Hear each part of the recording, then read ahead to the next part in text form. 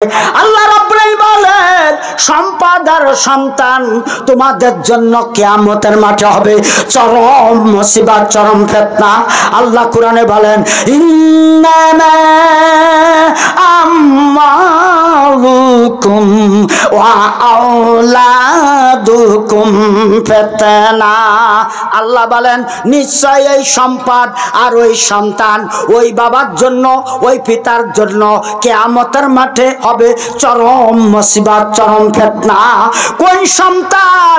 যে সন্তান পিতামাতা ছোট্টকালের থেকে আদব কায়দা শিখাই নাই, সোনামণি সংগঠনে ঢোকাই নাই, যুব সংঘের মধ্যে ঢোকাই নাই, আদর্শ সন্তান গঠনের জন্য যা যা করণীয় তা করে নাই, কোরআন শিক্ষা দেয় মাদ্রাসামুখী করে নাই, একদিকে মসজিদমুখী করে নাই, ছোট্টকালের থেকে আলিফ বা তা শিক্ষা দেয় নাই, কালেমা প্রশিক্ষণ দেয় নাই, রাসূল সাল্লাল্লাহু আলাইহি সাল্লামে সহিহ হাদিসের দোয়া কালাম শিক্ষা দেয় নাই, সালাতুর রাসূল পড়াই নাই, আর তাহারিক জীবনে পড়ে না, আল্লাহর আমিরে জামাত ডক্টর আল্লামা আসাদুল্লাহ গালিব সাহেবের তাফসীর কোনোদিন পড়ে নাই। এই সন্তান কখনো সুসন্তান হতে পারে না, এই সন্তান কোনোদিন আদব কায়দা শিখতে পারে না। কথা ঠিক কিনা?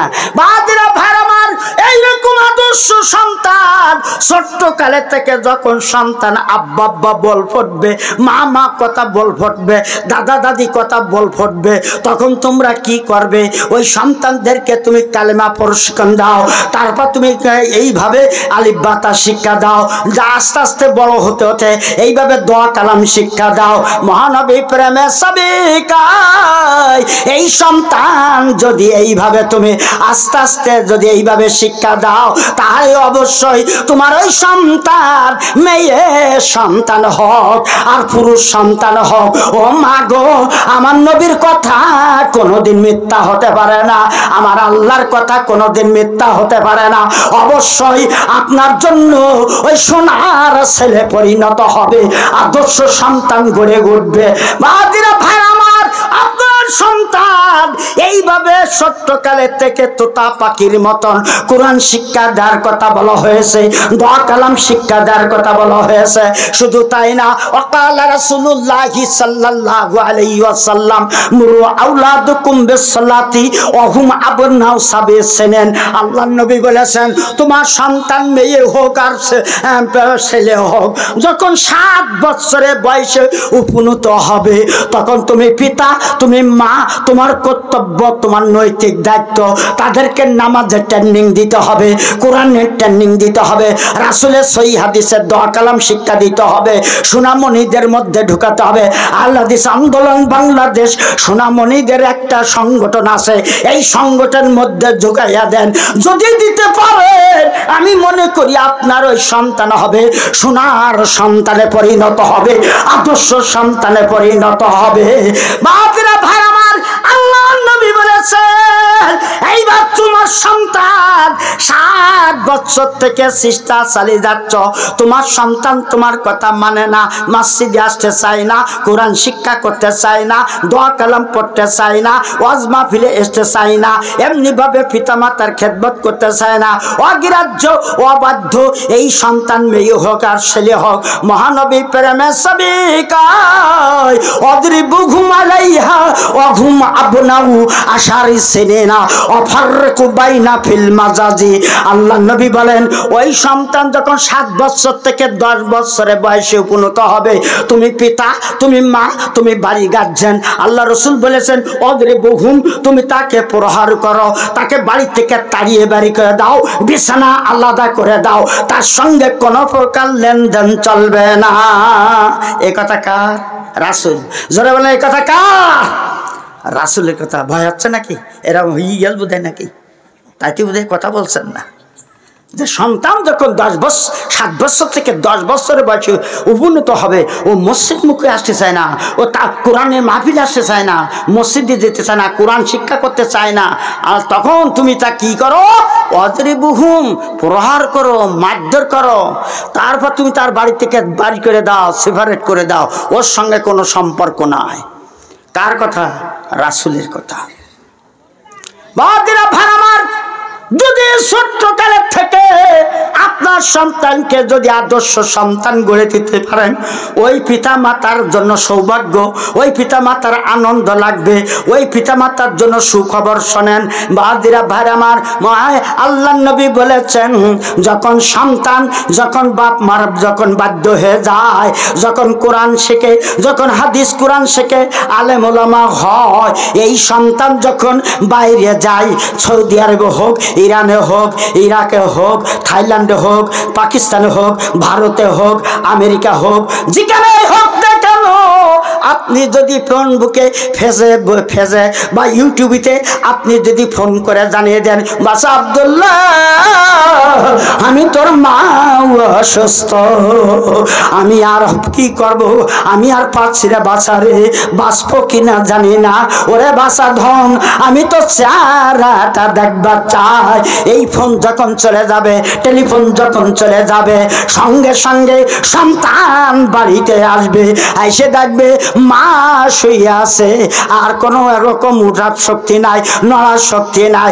এইবার ওই সন্তান বা পিতা মাতা জীবিত আছে, ওই সময় কোরআন তেলাওয়াত যদি করে, ইয়াসিন ওয়াল কুরআনিল হাকিম ইন্নাকা লামিনাল মুরসালিন আলা সিরাতিম মুস্তাকিম, এইভাবে কোরআন তেলাওয়াত করবে, দোয়া কালাম সেরাকে শিখাবে, কালেমা প্রশিক্ষণ দিবে। বাদিরা ভাই আমার, বুখারী শরীফে আছে, সহিহ বুখারী শরীফে আছে যে মা পিতা মাতা যখন বেঁচে আছে, মরণাপন্ন অবস্থা, তখন ওই কালেমা তালকিন, কালেমা প্রশিক্ষণ দেওয়ার কথা হাদিসে এসেছে, ওইভাবে দিবেন। আমার সোনা ভাইরা, আমার মায়েরা, বোনেরা, এইবার কিন্তু জেনে রাখবেন, বাংলাদেশে একটা অভ্যাস আছে, অনেক ভাইরা মরে গেলে তাই লাশের চারিদিকে খাটিয়া চারিপাশে হাফেজগণ কোরআন তেলাওয়াত করে, খতম করে, তারপর মিলাদ মাহফিল দেয়, 40 দেয়, তারপর 4 দিনের দেয়।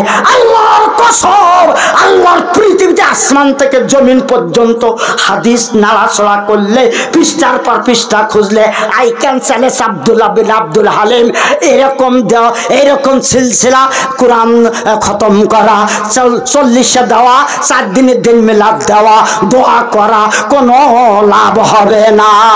হাদিসে নাই যখন তো কোনো লাভ নাই। জোরে বলুন কথা ঠিক কিনা? বেশি যতক্ষণ আছে ততক্ষণ যা পারেন দোয়া কালাম পড়ান। বাতিরা ভাইরা আমার, আসুন এইবার যখন আপনার কবরের মধ্যে আইসে যখন সন্তান দেখবে আব্বা কবরে শুয়ে আছে, বাঁশবাগানে শুয়ে আছে, মা বাঁশবাগানে শুয়ে আছে, কবরের পাশে যাইয়া বলবে, আসসালামু আলাইকুম ইয়া হালাল কুবুরি ইয়াগফিরুল্লাহু লানা ওয়া লাকুম আনতুম সালাফুনা ওয়া নাহনু বিল আসর। ওই সন্তান কবরের ধারে যাইয়া গো আব্বা মার জন্য চোখের পানি ফেলে কাঁদবে, আমার আল্লাহ, আমার আব্বা আম্মা এই যে কবরে শুয়ে আছে, রব্বির হামহুমা কামা রব্বায়ানি সগীরা। সবাই বলুন, রব্বির হামহুমা কামা রব্বায়ানি সগীরা। আল্লাহ, আমার আব্বা আম্মা কবরে শুয়ে আছে, বাঁশবাগানে, কলা বাগানে, পুকুরে, পাড়ে, বিভিন্ন জায়গায় শুয়ে আছে। মাবুদ গো, আমি তার হাফেজ সন্তান হইয়া, আলেম সন্তান হইয়া, নামাজি সন্তান হইয়া আল্লাহ দোয়া করি গো মাবুদ, আমার আব্বা ওই কবরে আযাব তুমি মাফ করিয়া দাও। ফেরেশতা আল্লাহর কাছে বলবে, ও মাবুদ গো, আল্লাহ তোমার ওই বান্দা যে হাফেজকারী সন্তান, ইমানদার ব্যক্তি, আমলে সালেহ সন্তান, তার পিতা মাতার কবরে দাঁড়িয়ে এসা দোয়া খায়র করতেছে, আল্লাহ ওই দোয়া কি তুমি কবুল করবা না? আল্লাহ বলে, ফেরেশতা রে, ওই আলেম সন্তানের দোয়া, হাফেজকারী সন্তানের দোয়া, নামাজের দোয়া, আল্লাহ আল্লাহ রসুলের বিধান যারা মানে, এই ব্যক্তিদের দোয়া, ওই হির বিধান বাংলার জমিনে যারা কায়েম করে, দৌড়াদৌড়ি করে, এই ব্যক্তিদের দোয়া আমি আল্লাহ কবুল না করে পারি না, আমি আল্লাহ অবশ্যই তার দোয়া কবুল করে নিলাম। লিল্লাহ তাকবীর। এরকম সন্তান তৈরি করতে হবে আমার সোনা ভাইরা। আচ্ছা, এই জন্যই বাপ মার পিতামাতার জন্য খেদমত করতে হবে। সন্তানের যেমন পিতামাতার খেদমত করতে হবে, আর পিতামাতার নৈতিক আদর্শ সন্তান গঠনের আরও নৈতিক দায়িত্ব কি আছে, সামনে আরও অনেক কোরআন হাদিসের আলোচনা আছে, কিন্তু আজকে মনে হয় শেষ করতে পারলাম না, পরিতাপের বিষয়। আল্লাহ বাসা রাখলে অন্য সময় দেখা যাবে। এইরকম আমি আপনাদের কাছে অনুরোধ করব, আজকে এখানে কারো মা নাই, কারো বাপ নাই, কারো ভাই নাই, বোন নাই, দাদা নাই, দাদি নাই, কেউ না কেউ কবরের মধ্যে শুয়ে আছে। বুখারী শরীফ 2 খণ্ডে দেখলাম কত সাহাবারা এসে আল্লাহ নবীকে বললেন কেন্দে কেন্দে, হুজুর গো, আমার মা দুনিয়ায় বেঁচে নাই, আমার আব্বা দুনিয়ায় বেঁচে নাই, আমি তাদের জন্য কোনো কিছু দান সৎকার করলে তারা উপকার পাবে কিনা? আল্লাহ নবী বললেন, হ্যাঁ, তারা উপকার পাবে, তারা কবরে শুইয়া নেকি পাবে।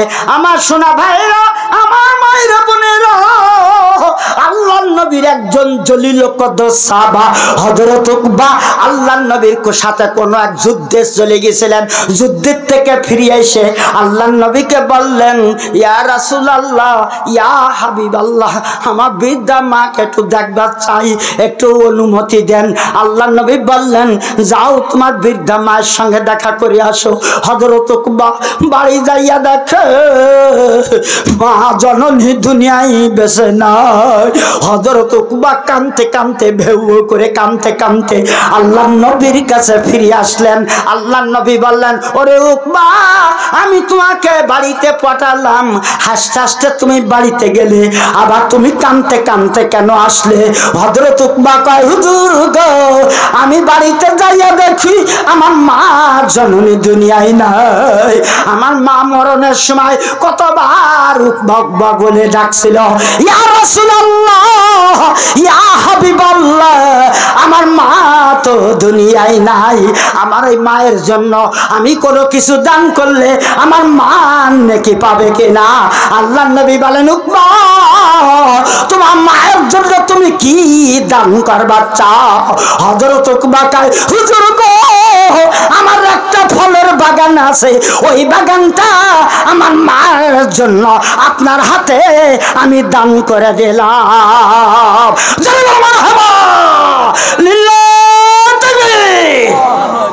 এরকম আদর্শ সন্তান প্রয়োজন। যারা কথা ঠিক কিনা?